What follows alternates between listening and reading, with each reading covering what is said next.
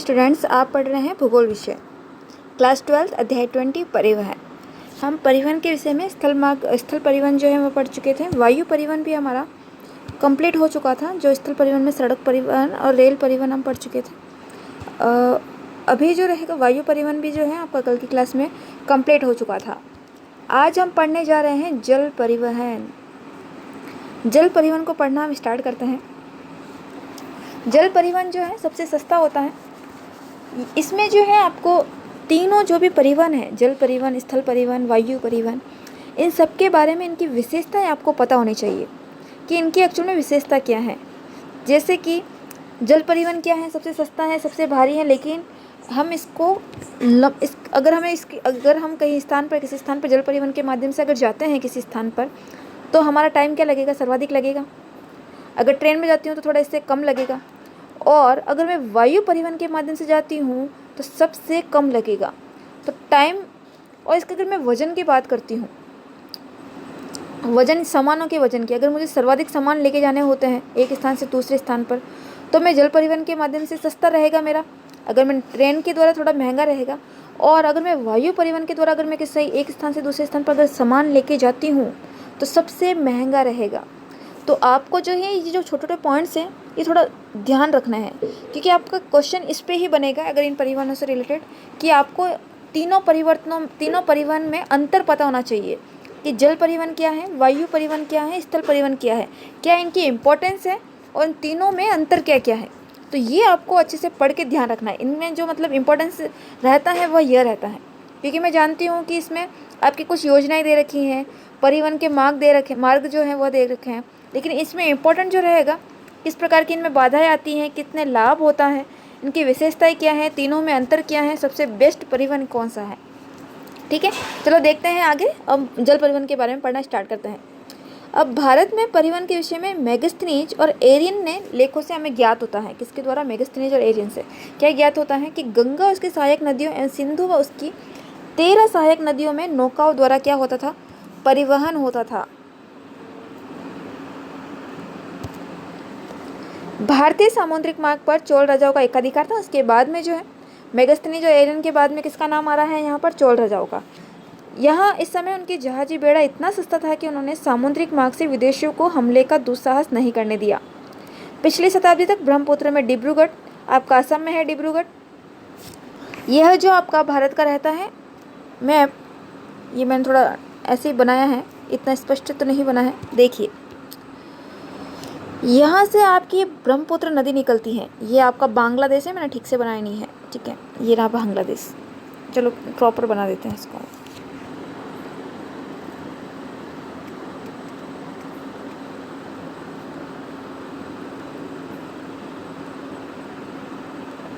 ठीक है, ये है आपका बांग्लादेश। यहाँ से जब यह आती है आपकी ब्रह्मपुत्र नदी, ठीक है, असम डिब्रूगढ़ है, ये ब्रह्मपुत्र नदी का मार्ग है। तो ब्रह्मपुत्र नदी में डिब्रूगढ़ तक, और गंगा ये पूरी यहाँ से, ये इस प्रकार से लाइन से, ये गंगा जो है इस प्रकार से बहती है, पूरी उत्तरी क्षेत्र में इस प्रकार से बहती है गंगा नदी। ठीक है, तो जो गंगा नदी और ब्रह्मपुत्र नदी है, मैं पटना के आगे, यहाँ पर आपका है बिहार, पटना के आगे तक यमुना में आगरा तक स्टीमर तक चलता है। यहाँ पर गंगा नदी में जो है यमुना नदी मिल जाती है। ठीक है, तो इन नदियों में जो है उस समय आगरा तक स्टीमर चला करते थे। रेल मार्गों का फिर विकास होता है, तब कौन सा परिवहन शुरू होता है? आंतरिक जल परिवहन, यानी कि जल के नीचे जो है परिवहन जो है चलता है। तो आंतरिक जल परिवहन कम होने लगा। जब ट्रेन का विकास होगा, जाहिर सी बात है, जब आपको जल परिवहन में जो है कम पैसा तो लग रहा है, लेकिन दूरी हमको ज़्यादा तय करनी पड़ रही है, ज़्यादा दूरी तय करनी पड़ रही है। तो इस कारण से जब रेल मार्ग का विकास हुआ तो दूरी भी कम हो रही है, पैसा भी इतना तक नहीं लग रहा है, तो लोगों ने रेल मार्ग से आना जाना स्टार्ट किया। तो जाहिर सी बात है जल परिवहन क्या होगा, कम ही होगा। और इसके विकास की जो है, इनके विकास के लिए पर्याप्त संभावनाएं हैं। और भारत व्यापारिक जहाज रानी बेड़े की दृष्टि से विश्व में कितने स्थान पर है? 16वें स्थान पर। जल मार्ग को बेसिकली 2 भागों में डिवाइड किया गया है, आंतरिक जल परिवहन और महासागरीय जल परिवहन। अब देखिए आंतरिक जल परिवहन। भारत के पास में अंतर्देशीय जहाज रानी के लिए 14,500 किलोमीटर का जलमार्ग है, जिसमें नदियां व नहरों का योगदान सर्वाधिक है। इसमें से बड़ी नदियों के 3700 किलोमीटर लंबे मार्ग यंत्रीकृत नौकाओं द्वारा नौगम्य है। इसमें से भी 2000 किलोमीटर लंबे जलमार्ग को ही प्रयोग किया जाता है। इसके अतिरिक्त देश में 4300 किलोमीटर नौगम्य नहरें भी हैं, जिसमें से ये सारा डेटा दे रखे हैं, आपको बस एक बार अच्छे से पढ़ लेना है इसके बारे में। डायरेक्टली हम स्टार्ट करते हैं कि सर्वाधिक ये कहाँ पर है। यूपी, पश्चिम बंगाल, आंध्र प्रदेश, असम, केरल, बिहार, उड़ीसा, ये सारे जो ज़्यादातर जो क्षेत्र हैं ये उत्तरी क्षेत्र हैं भारत का, जो उत्तरी मैदानी क्षेत्र है जहाँ पर नदी बहती है पूरी, गंगा नदी, ब्रह्मपुत्र नदी। अगर मैं आपको ये बताऊँ, यहाँ से पूरी जो है इस प्रकार से नदियाँ ही बहती है। घाघरा, गंडक, कोसी इसमें गंगा में आकर मिलती है। यमुना नदी, चंबल नदी नीचे से यहाँ पर यमुना में मिलती है। तो सारी जो है नदियाँ यहाँ पे मिलती हैं। तो जाहिर सी बात है, जहाँ पे सर्वाधिक नदियाँ होगी तो जल परिवहन होगा ही होगा। और ये सारे जो हैं ये उत्तरी क्षेत्र ही हैं। उत्तर प्रदेश पर ये आपको अभी देखना है इंडिया के मैप में इनकी स्थिति कहाँ पर है। ठीक है, केरल नीचे दक्षिण में है जहाँ पर नदियाँ होती हैं। तो यहाँ पर आंतरिक जल परिवहन हम देख रहे हैं। इसके बाद में जो है 27 अक्टूबर 1986 को भारतीय देशीय जलमार्ग प्राधिकरण का गठन होता है और नदियों के स्थायी जलमार्ग विकसित करने के लिए सरकार ने 6 महत्वपूर्ण जलमार्गों को राष्ट्रीय जलमार्ग क्या किया है, घोषित किया है। कौन कौन से हैं देखिए। गंगा में हल्दिया से इलाहाबाद तक 1620 किलोमीटर, ब्रह्मपुत्र से धुबरी से सदिया तक 891 किलोमीटर, केरल में चंपाकारा नहर 14 किलोमीटर, पश्चिमी तट नहर कोल्लम कोटापुरम खंड 168 किलोमीटर, केरल में उद्योग मंडल नहर 22 किलोमीटर, असम में भागा से लखीपुर। ठीक है, केंद्रीय सरकार ने इसे और मजबूत करने के लिए राष्ट्रीय जलमार्ग विधेयक 2015 पारित किया। अब आंतरिक जल परिवहन है तो इसमें बाधा क्या क्या आती है। देखो, नदियों का मौसमी होना आप सभी को पता है। हमारे यहाँ पर जो है कभी कभी नदियाँ सूख जाती हैं। नदियाँ कंटिन्यूटी हम पूरे वर्ष भर नहीं बहती हैं।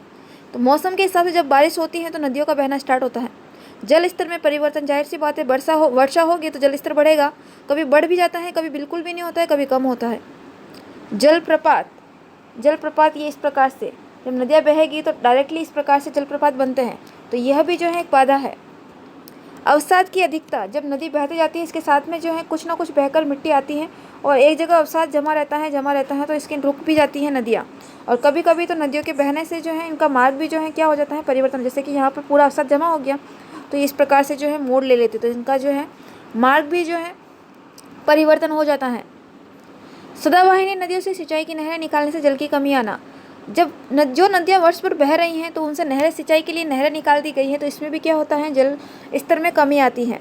तटीय क्षेत्र की नदियों में अलवणीय होना, वो तटीय क्षेत्र पर नदियाँ हैं वह किस प्रकार से हैं, लवणीय होती हैं। अब इससे परिवहन से लाभ क्या क्या है। सस्ता है, जाहिर सी बात है। रखरखाव में खर्च भी कम आता है क्योंकि इसमें मशीनी व्यवस्था कम होती है। ऊर्जा की भी बचत होती है। ज़्यादा ऊर्जा जो होती है उसकी कम खपत होती है।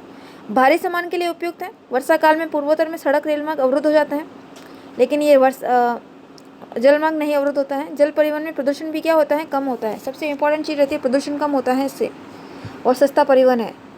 ठीक है, अगला जो रहता है आपका पॉइंट वह रहता है आपका महासागरीय जल परिवहन। ये आपको थोड़ा सेल्फ पढ़ना है। यहाँ पर ये वाली जो है, अब एक पोताश्रय होते हैं समुद्र नदी के किनारे, जिसमें जहाँ से सामान उतारने और चढ़ाने जिसमें एक पोताश्रय होता है जहाँ जहाज़ों से माल उतारना चढ़ाने की क्या होती है, सुविधा होती है, जिसे हम क्या कहते हैं, बंदरगाह कहते हैं। बंदरगाह की डेफिनेशन पता होनी चाहिए। बंदरगाह किसे कहेंगे, जहाँ से हम जहाज रुकते हैं और वहाँ से माल चढ़ते हैं और उतरते हैं। ये एक बार आप अच्छे से पढ़ लेना, ये सारा जो है।